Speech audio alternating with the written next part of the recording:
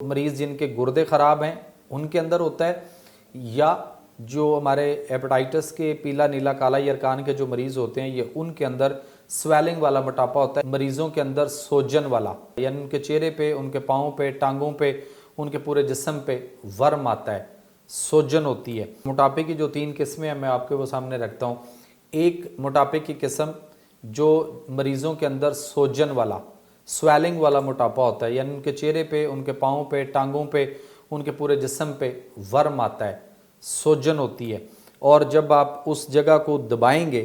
تو وہاں پہ دبانے سے گڑا پڑے گا، اور جب آپ اس کو چھوڑیں گے تو وہ گڑا جو ہے وہ تھوڑی دیر تک، کوئی 10-15-20 سیکنڈ تک وہ وہیں پہ پڑا رہے گا، اور اس کے بعد پھر آہستہ آہستہ وہ ابھر کر اپنی واپس نارمل سطح تک، اپنی سرفس تک آئے گا۔ تو اس کو کہتے ہیں، یہ جو موٹاپا ہے یہ صفرا، یعنی بائلیروبنس، بائل کی زیادتی کی وجہ سے جسم کے اندر،